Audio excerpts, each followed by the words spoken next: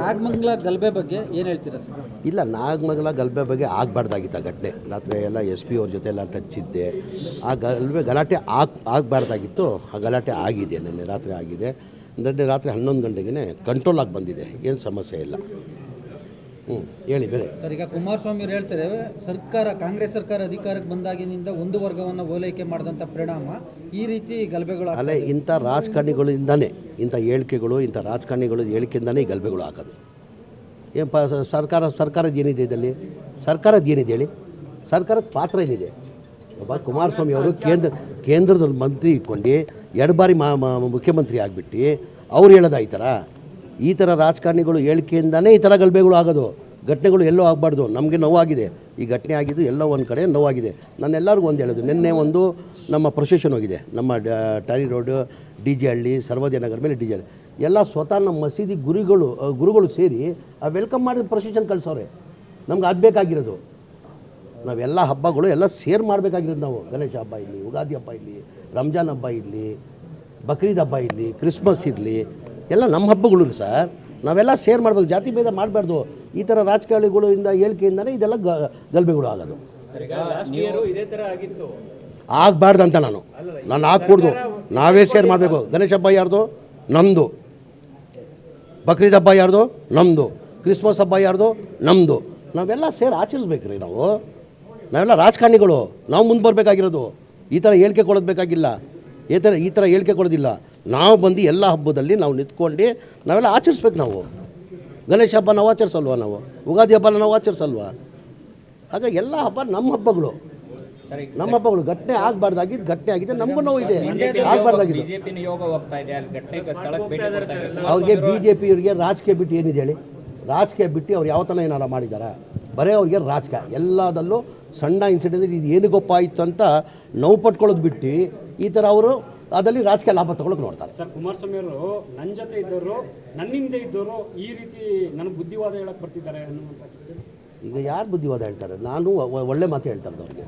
ಒಬ್ಬ ಮಾಜಿ ಮುಖ್ಯಮಂತ್ರಿ ಇರೋರು ಆ ಥರ ಹೇಳಿಕೆಯನ್ನು ಕೊಡ್ತಾರೆ ಯಾರನ್ನ? ಮಾಜಿ 2 ಬಾರಿ ಮುಖ್ಯಮಂತ್ರಿ ಆಗಿರೋರು, ಈ ಕೇಂದ್ರದಲ್ಲಿ ಮಂತ್ರಿ ಆಗಿದ್ದಾರೆ ಅವರು. ಈ ಥರ ಇನ್ಸಿಡೆಂಟ್ ಆಗಕ್ಕೆ ನಾವೆಲ್ಲ ರಾಜಕಾರಣಿಗಳು ಬಿಡಬಾರ್ದು ಸರ್. ನಾವು ಎಲ್ಲ ನಮ್ಮ ಹಬ್ಬಗಳು, ನಾವೆಲ್ಲ ಸೇರಿ ಆಚರಿಸ್ಬೇಕು. ನಾವು ನಮ್ಮ ಹಬ್ಬ ಇಂಥವೆಲ್ಲ ಮಂಗಳೂರು, ಉಡುಪಿಲಿ ಆಗ್ತಾ ಇದ್ರು ಸರ್. ಮಂಡ್ಯದಲ್ಲೂ ಶುರು ಆಗಿದೆಯಲ್ಲ ಸರ್. ಆಗಬಾರ್ದಾಗಿತ್ತು, ಆಗಬಾರ್ದಾಗಿತ್ತು. ಅದು ಆಗಬಾರ್ದಾಗಿತ್ತು ಅಂತ ನಾನು ಹೇಳ್ತೆ ಅಲ್ವಾ? ಆಗಬಾರ್ದಾಗಿತ್ತು. ಮಂಡ್ಯದಲ್ಲಿ ಆಗಿರ್ತಕ್ಕಂಥ 2 ಗಲಭೆಗಳಿಗೆ ಸಂಬಂಧಪಟ್ಟಂತೆ ರಾಜಕೀಯ ಪ್ರಚೋದನೆ ಇದೆಯಾ ಮಂಡ್ಯದಲ್ಲಿ? ರಾಜಕೀಯದಲ್ಲೆಲ್ಲ ಏನೋ ಒಂದು ಆಗಬಾರ್ದಾಗಿತ್ತು, ಘಟನೆ ಆಗಿದೆ. ಇನ್ನು ಮುಂದೆ ಆದಂಗೆ ನೀವೇನಾದ್ರೂ ಹೋಗ್ತೀರಾ ಸರ್? ನಾಗಮಂಗಲ ಗಲಭೆ ಬಗ್ಗೆ ಏನು ಹೇಳ್ತೀರಾ ಸರ್? ಇಲ್ಲ, ನಾಗಮಂಗಲ ಗಲಭೆ ಬಗ್ಗೆ ಆಗಬಾರ್ದಾಗಿತ್ತು ಆ ಘಟನೆ. ರಾತ್ರಿ ಎಲ್ಲ SP ಅವ್ರ ಜೊತೆ ಎಲ್ಲ ಟಚ್ ಇದ್ದೆ. ಆ ಗಲಾಟೆ ಆಗಬಾರ್ದಾಗಿತ್ತು. ಆ ಗಲಾಟೆ ಆಗಿದೆ, ನಿನ್ನೆ ರಾತ್ರಿ ಆಗಿದೆ. ನಿನ್ನೆ ರಾತ್ರಿ 11 ಗಂಟೆಗೆ ಕಂಟ್ರೋಲ್ ಆಗಿ ಬಂದಿದೆ, ಏನು ಸಮಸ್ಯೆ ಇಲ್ಲ. ಹೇಳಿ ಬೇರೆ ಸರ್. ಈಗ ಕುಮಾರಸ್ವಾಮಿ ಅವರು ಹೇಳ್ತಾರೆ, ಕಾಂಗ್ರೆಸ್ ಸರ್ಕಾರ ಅಧಿಕಾರಕ್ಕೆ ಬಂದಾಗಿನಿಂದ ಒಂದು ವರ್ಗವನ್ನು ಓಲೈಕೆ ಮಾಡಿದಂಥ ಪರಿಣಾಮ ಈ ರೀತಿ ಗಲಭೆಗಳು. ಅಲ್ಲೇ ಇಂಥ ರಾಜಕಾರಣಿಗಳಿಂದನೇ ಇಂಥ ಹೇಳಿಕೆಗಳು, ಇಂಥ ರಾಜಕಾರಣಿಗಳು ಹೇಳಿಕೆಯಿಂದನೇ ಈ ಗಲಭೆಗಳು ಹಾಕೋದು. ಏನು ಸರ್ಕಾರದ ಏನಿದೆ ಇದರಲ್ಲಿ? ಸರ್ಕಾರದ ಏನಿದೆ ಹೇಳಿ? ಸರ್ಕಾರದ ಪಾತ್ರ ಏನಿದೆ? ಒಬ್ಬ ಕುಮಾರಸ್ವಾಮಿ ಅವರು ಕೇಂದ್ರದ ಮಂತ್ರಿ ಇಟ್ಕೊಂಡು 2 ಬಾರಿ ಮುಖ್ಯಮಂತ್ರಿ ಆಗಿಬಿಟ್ಟು ಅವ್ರು ಹೇಳೋದ ಈ ಥರ ರಾಜಕಾರಣಿಗಳು ಹೇಳಿಕೆಯಿಂದನೇ ಈ ಥರ ಗಲಭೆಗಳು ಆಗೋದು.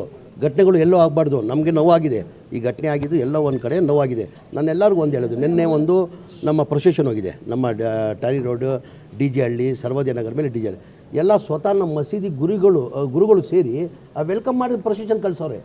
ನಮ್ಗೆ ಆಗಬೇಕಾಗಿರೋದು, ನಾವೆಲ್ಲ ಹಬ್ಬಗಳು ಎಲ್ಲ ಸೇರ್ ಮಾಡಬೇಕಾಗಿರೋದು. ನಾವು ಗಣೇಶ ಹಬ್ಬ ಇರಲಿ, ಯುಗಾದಿ ಹಬ್ಬ ಇರಲಿ, ರಂಜಾನ್ ಹಬ್ಬ ಇರಲಿ, ಬಕ್ರೀದ್ ಹಬ್ಬ ಇರಲಿ, ಕ್ರಿಸ್ಮಸ್ ಇರಲಿ, ಎಲ್ಲ ನಮ್ಮ ಹಬ್ಬಗಳು ಸರ್.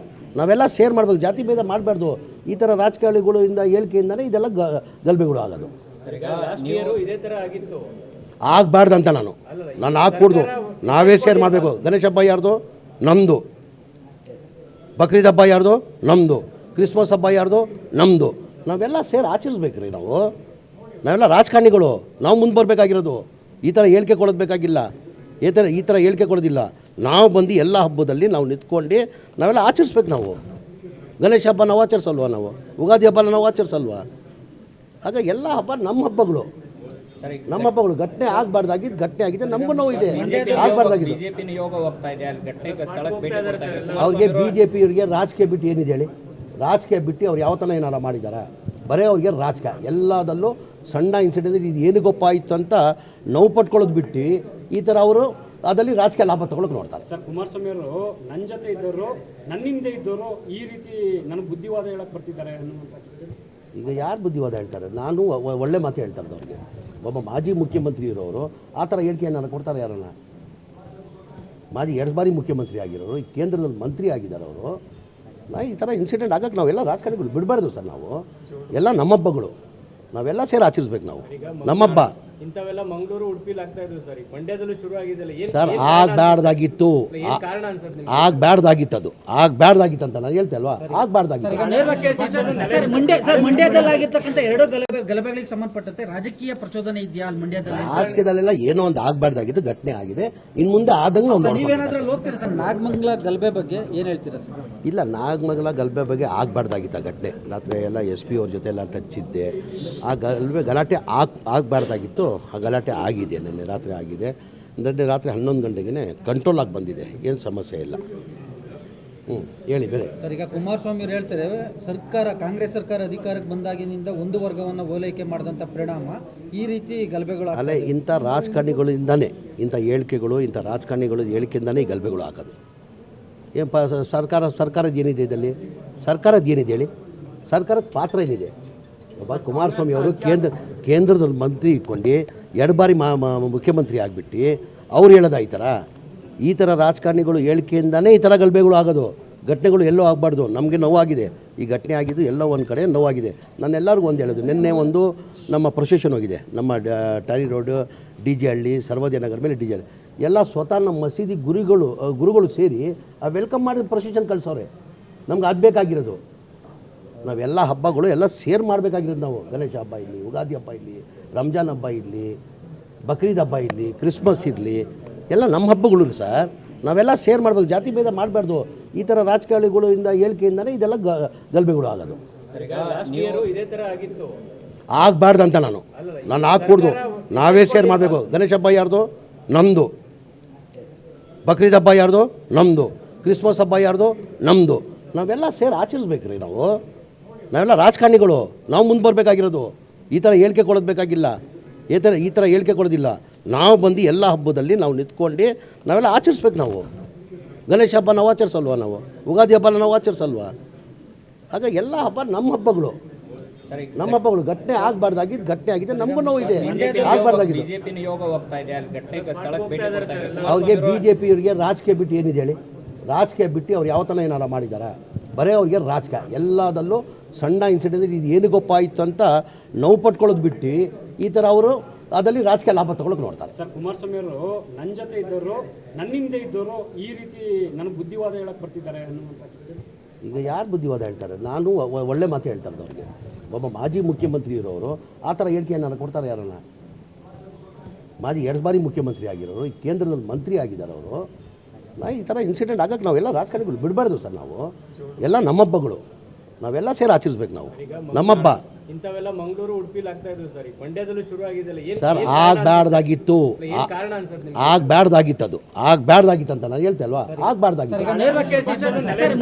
ಮಂಡ್ಯದಲ್ಲಿ ಆಗಿರ್ತಕ್ಕಂಥ 2 ಗಲಭೆಗಳಿಗೆ ಸಂಬಂಧಪಟ್ಟಂತೆ ರಾಜಕೀಯ ಪ್ರಚೋದನೆ ಇದೆಯಾ ಅಲ್ಲಿ ಮಂಡ್ಯದಲ್ಲಿ? ರಾಜಕೀಯದಲ್ಲೆಲ್ಲ ಏನೋ ಒಂದು ಆಗಬಾರ್ದಾಗಿತ್ತು ಘಟನೆ ಆಗಿದೆ.